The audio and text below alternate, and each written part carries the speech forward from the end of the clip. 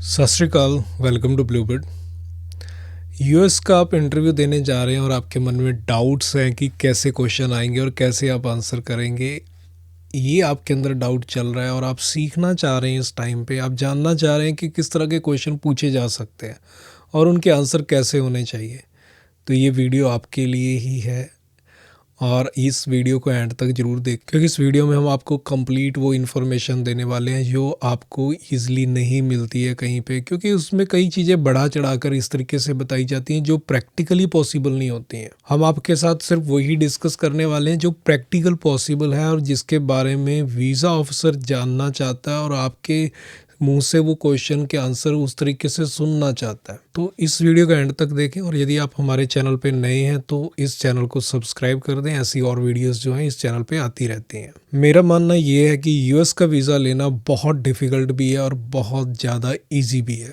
इसका सिंपल एक रीज़न है कि आपके पास बहुत ज़्यादा एक ऑप्शन नहीं होता है वहाँ पे अपने आप को रिप्रेजेंट करने का, अपने आप को वीज़ा अफसर के सामने सही तरीके से रखने का, क्योंकि आपने जस्ट एक वीज़ा फॉर्म ही फिल किया है जो DS-160 फॉर्म है, जिसमें आपकी इन्फॉर्मेशन तो कंप्लीट चली गई है, बट वीज़ा अफसर को भी पता है कि DS-160 फॉर्म जो है वो गलत भी भरा जा सकता है, गलत इन्फॉर्मेशन भी दी जा सकती है क्योंकि डॉक्यूमेंट अपलोड नहीं हो रहे हैं। तो वीज़ा अफसर भी उसको 100% ट्रुथ नहीं मान के चल रहा होता, वो क्वेश्चंस करता है उसके अकॉर्डिंग। तो बट आपने सही इन्फॉर्मेशन दी है, डाउट फिर भी, और डॉक्यूमेंट अपलोड करने का आपको मौका ही नहीं दिया गया, डॉक्यूमेंट आप वीज़ा अफसर के पास रिप्रेजेंट ही नहीं कर पा रहे हैं, तो आप कैसे अपनी प्रोफाइल को जो है वो सही साबित कर सकते हैं वहाँ पे। तो आपके पास कोई ऑप्शन ही नहीं है, इसलिए बहुत डिफ़िकल्ट है।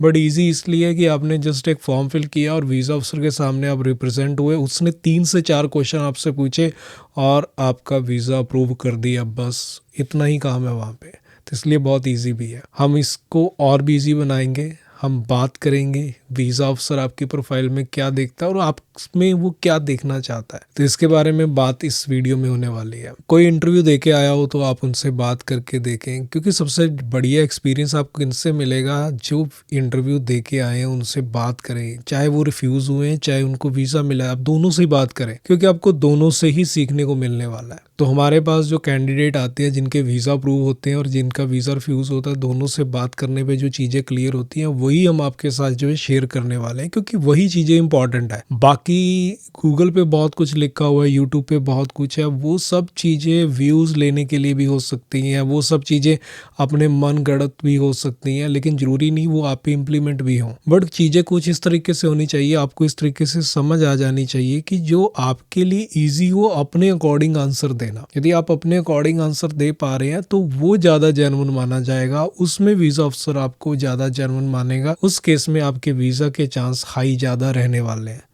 रैदर देन आपने गूगल से बहुत चीज़ें पढ़ ली, आपने बहुत यूट्यूब से सीख लिया, आप वही आंसर देने की कोशिश कर रहे हो, उस तरीके से तो बहुत लोग गूगल से वही चीज़ें पढ़ के जा रहे हैं, वही यूट्यूब से देख के जा रहे हैं, आंसर सेम हो रहे हैं।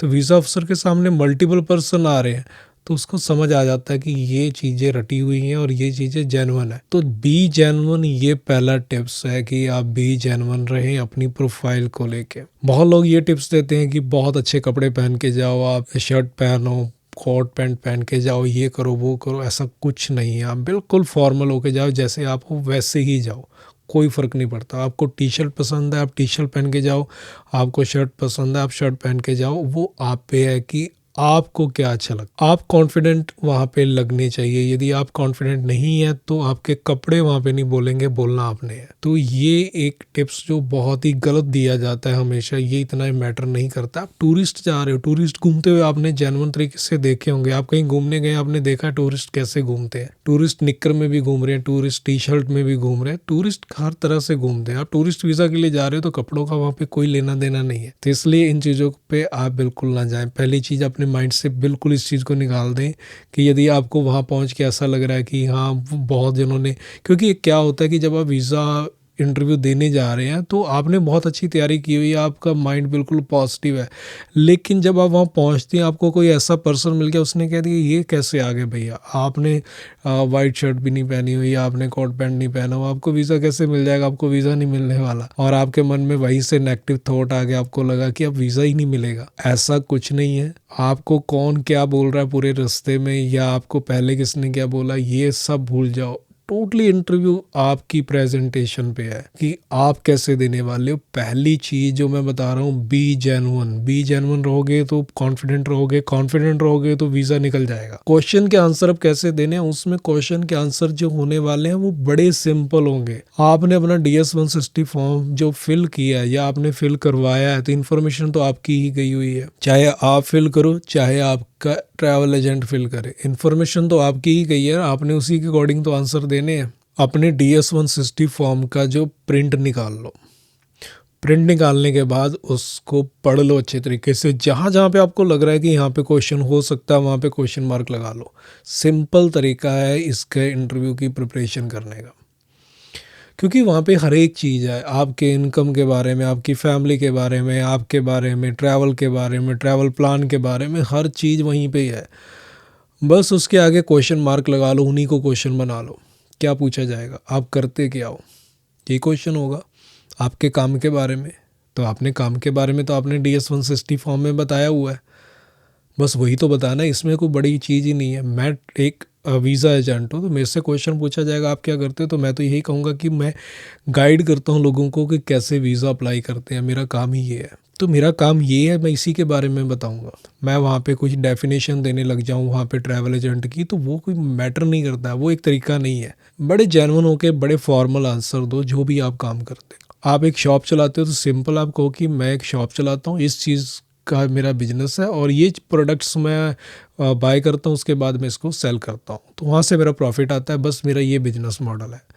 यदि आप कंसल्टेंट हैं तो बताइए किस चीज़ के बारे में आप कंसल्टेंसी दे रहे हैं। यदि आप जॉब कर रहे हैं तो किस पार्ट में आप जॉब कर रहे हैं, थोड़ा सा उसको डिस्क्राइब कर दें, ना कि डेफिनेशन देने की तरफ जाए।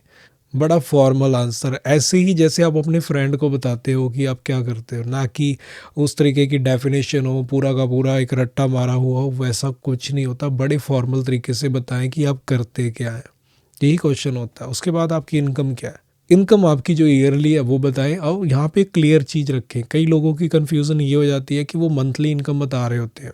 आप मंथली बता रहे हैं तो वीज़ा ऑफिसर को ज़रूर बताएं कि मेरी मंथली इनकम इतनी है। यदि आप ईयरली बता रहे हो तो उसे बताएं कि मेरी ईयरली इनकम इतनी है। ये ज़रूर चीज़ों को डिस्क्राइब करें, अदरवाइज़ कन्फ्यूज़न हो जाती है। मान लो आपने ये कहा कि मेरी इनकम 1 लाख है, बट 1 लाख महीने की है या फिर साल की है, तो ये बताना ज़रूरी है। यदि आपने ये नहीं बताया तो वीज़ा ऑफिसर कैसे समझेगा कि आपकी 1 साल की बताइए या 1 महीने की बताइए। तो ये वाले एक पॉइंट्स हैं, बड़े एक्टिव होने की ज़रूरत है। बट आंसर आपके DS-160 फॉर्म के अंदर सही है। आपको कहीं से इसकी इंटरव्यू प्रिपरेशन करने की ज़रूरत नहीं है। किसी को इंटरव्यू प्रिपरेशन के लिए 10, 20, 30 हज़ार रुपये देने की ज़रूरत नहीं है। मैंने एक सिंपल ट्रिक बता दिया, DS-160 फॉर्म का प्रिंट निकालो, उसके आगे क्वेश्चन मार्क लगाते जाओ, जितने क्वेश्चन बने उनके आंसर सिंपल तरीके से देने हैं। कोई वहाँ पे ऐड ऑन नहीं करना है, कोई चीज़ें डिफाइन करने की कोशिश नहीं करनी है, कोई उसके टर्म्स याद नहीं करने हैं। बड़े सिंपल तरीके से जैसे आप हो वैसे ही आंसर देने हैं। तो कॉमन वहाँ पे 4 से 5 क्वेश्चन होते हैं। पहला, आप करते क्या हैं, आपकी इनकम क्या है। ये 2 क्वेश्चन जो है बहुत कॉमन है, बहुत ज़्यादा लोगों से ये पूछा जाता है।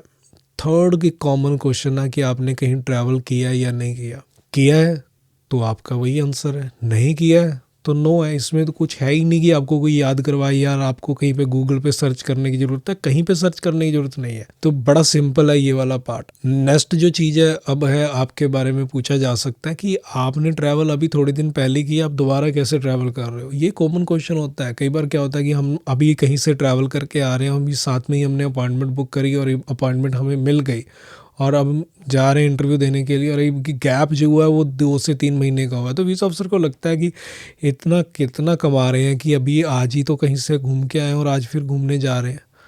तो यहाँ पे थोड़ा सा आपको डिफ़ाइन करना होगा।